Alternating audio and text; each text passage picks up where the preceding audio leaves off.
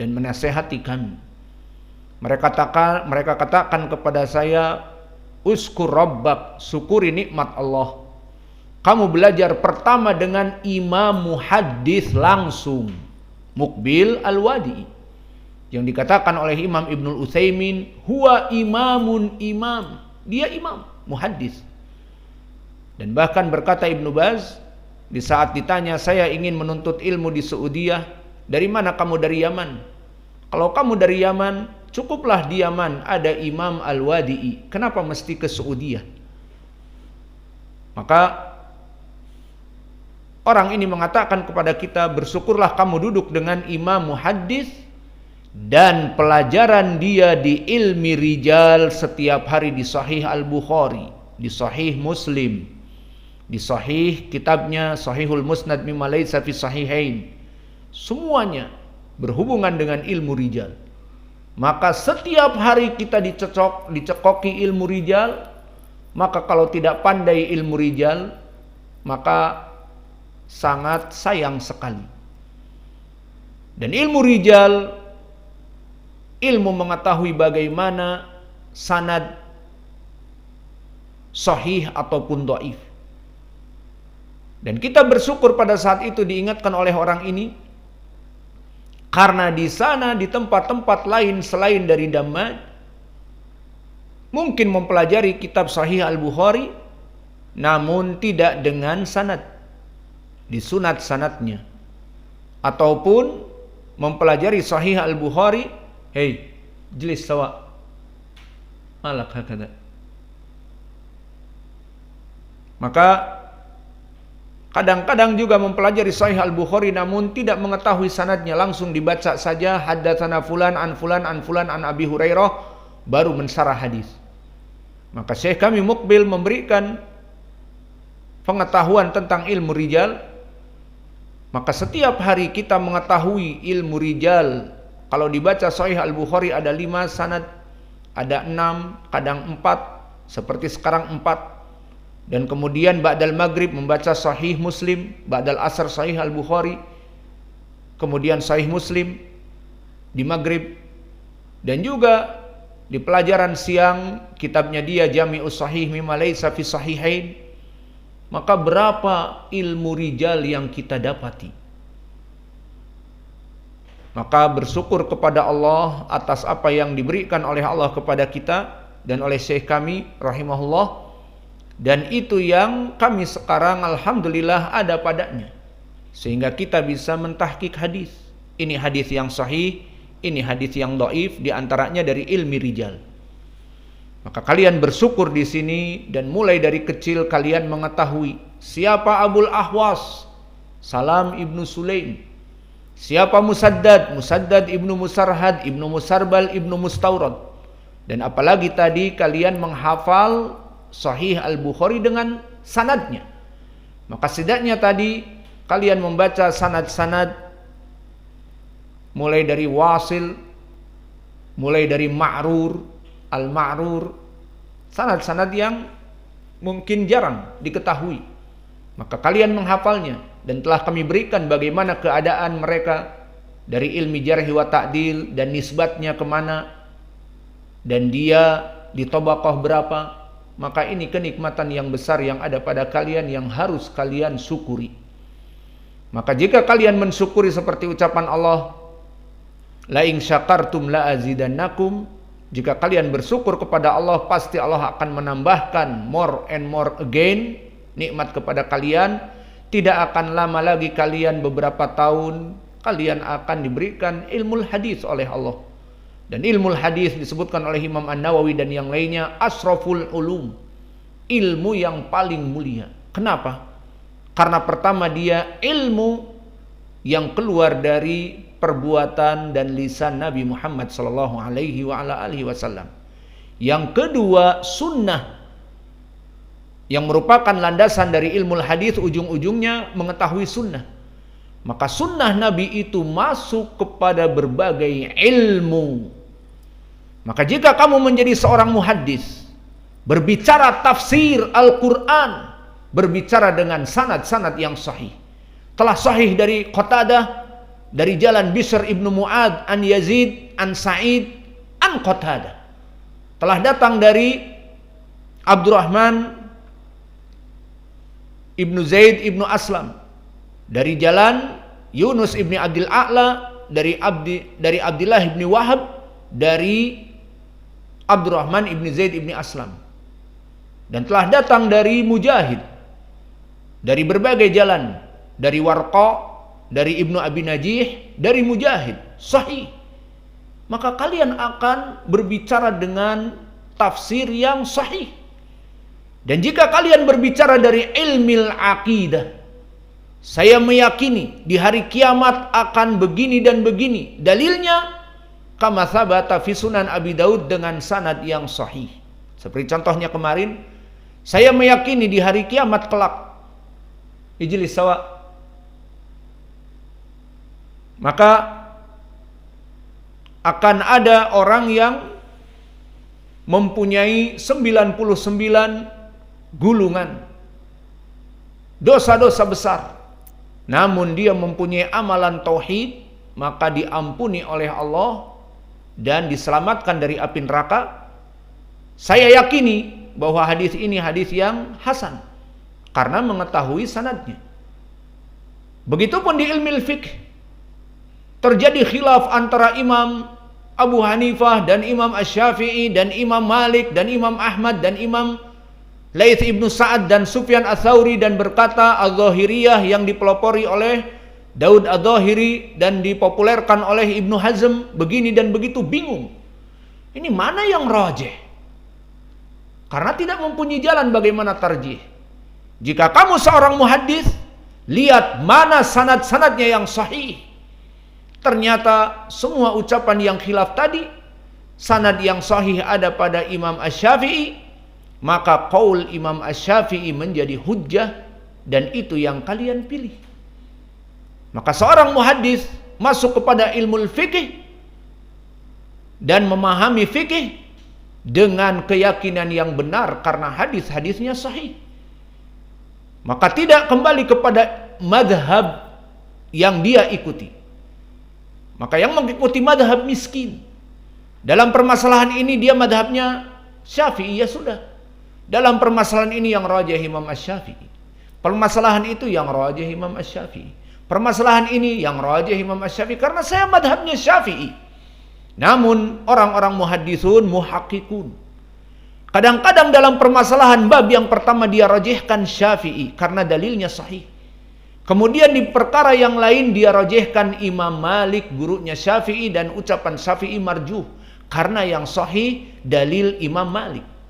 Kemudian perkara bab yang ketiga dia rajihkan Imam Ahmad, muridnya Imam Asy-Syafi'i, karena dalil Imam Ahmad lebih kuat daripada pendalilan Imam Asy-Syafi'i. Maka orang-orang yang mempunyai ilmu hadis di saat berbicara tentang fikih, menulis kitab tentang fikih, dia kumpulkan hadis-hadis yang sahih saja, dan dia berbicara dari madhab para ulama yang khilaf, mentarjihkan dari landasan hadis yang sahih. Maka disebutkan oleh para ulama seperti Imam An-Nawawi bahwa ilmu hadis min asrafil ulum, di kitabnya At-Taqrib yang disyarah oleh Imam As-Suyuti menjadi tadribir rawi. Maka pengetahuan kepada ilmu sanad itu sangat penting, sehingga bersyukurlah kalian. Namun jika kalian tidak bersyukur, Allah berkata inna adzabi lasyadid. Maka kapanpun kalian tidak bersyukur, kalian mungkin akan dijauhkan dari tempat ini dengan berbagai sebab. Bisa dipanggil oleh orang tua kalian agar kalian pulang, ataupun orang tua kalian misalnya butuh kepada bantuan kalian untuk mencari ma'isyah, keluar, dan seterusnya. Maka syukuri nikmah, karena dari sebab dawamun nikmah dengan mensyukurinya. Man ya'ti bidalil min sabab dawamin nikmah, dengan syukur nikmah. Makna dawami nikmah, nikmat itu terus tidak terputus. Siapa yang menyebutkan dalil? Indak ya Aba Qatadah.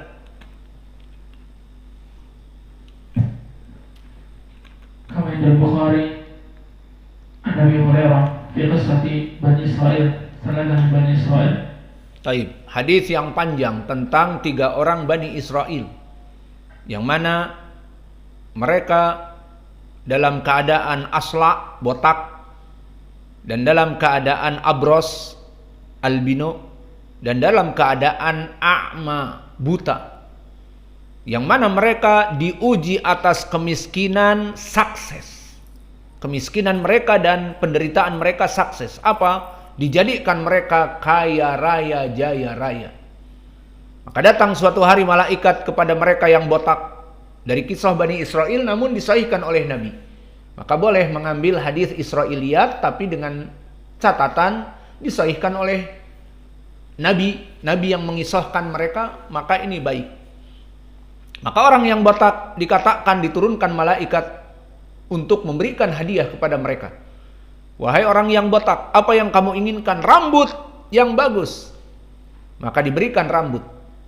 Lalu apa yang kamu inginkan dari harta? Maka orang yang botak ini menginginkan sapi ataupun ibil. Maka diberikanlah ibil yang bunting, dan tidaklah beberapa waktu kecuali lembah-lembahnya penuh dengan unta-unta diberkahi. Unta satu yang bunting, beranak, pinak, banyak. Sehingga lembah semuanya unta-untanya. Kemudian yang kedua datang kepada orang yang abros. Maka apa yang kamu inginkan? Jildun hasan. Maka aku telah dicela oleh manusia semuanya bahwa kulitku albino, bagaikan alien. Maka akhirnya diberikanlah kulit yang normal seperti kita. Kemudian setelah itu apa yang kamu inginkan? Sapi. Diberikanlah sapi bunting, dan beberapa waktu tidaklah kecuali lembah-lembah yang terlihat kecuali dipenuhi sapi-sapinya. Dan yang ketiga orang yang buta. Maka apa yang kamu inginkan? Aku ingin melihat kenikmatan dunia seperti manusia melihat kenikmatan dunia yang Allah ciptakan ini. Diberikan. Lalu apa yang kamu inginkan? Kambing. Diberikan kambing bunting dan penuh lembah-lembah yang ada pada dia dengan kambing-kambingnya. Maknanya apa? Dari ujian kefakiran, kemiskinan, penderitaan, sukses. Dan ini banyak dari manusia yang sukses di saat diuji kepada kemiskinan. Iya apa tidak? Banyak yang sabar.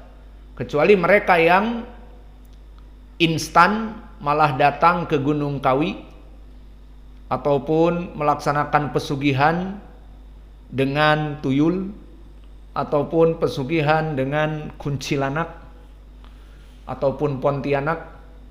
Maka ini lain masalahnya.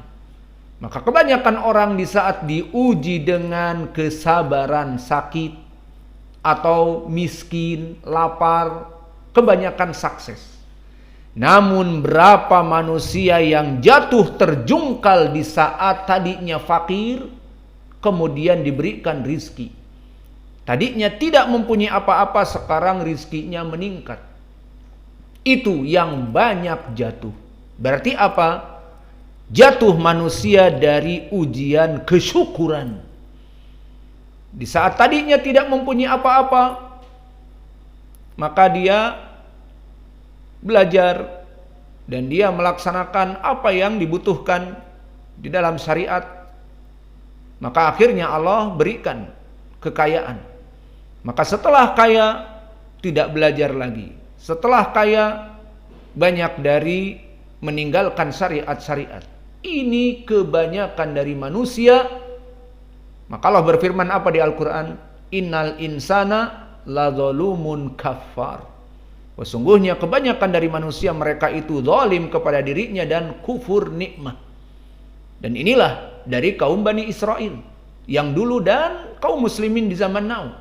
Dan itu fitnah dari dunia. Di saat dia mulai jaya, bisnisnya lancar, sudah mulai kurang dari ibadah, meninggalkan dari ibadah, menuntut ilmu dan yang lainnya, maka seperti itulah kebanyakan di mana-mana dari manusia, zaman dulu dan zaman now. Maka begitupun Bani Israel di sini. Di saat diberikan kejayaan, barulah mereka terjatuh dari kenikmatan. Maka didatangkan lagi malaikat yang dulu, datang kepada yang botak dalam keadaan miskin dan papa seperti dia dulu.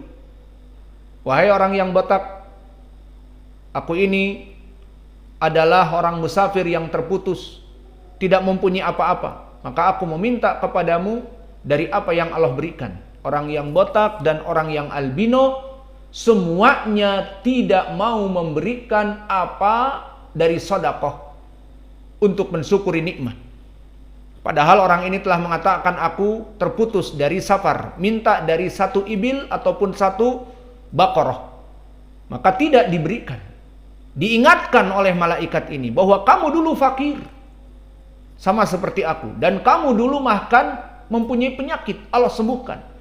Maka orang ini malah mengatakan dengan bangga bahwa aku mempunyai harta kekayaan ini dari nenek moyangku. Maksudnya mereka itu orang Rangkayo dari 7 turunan.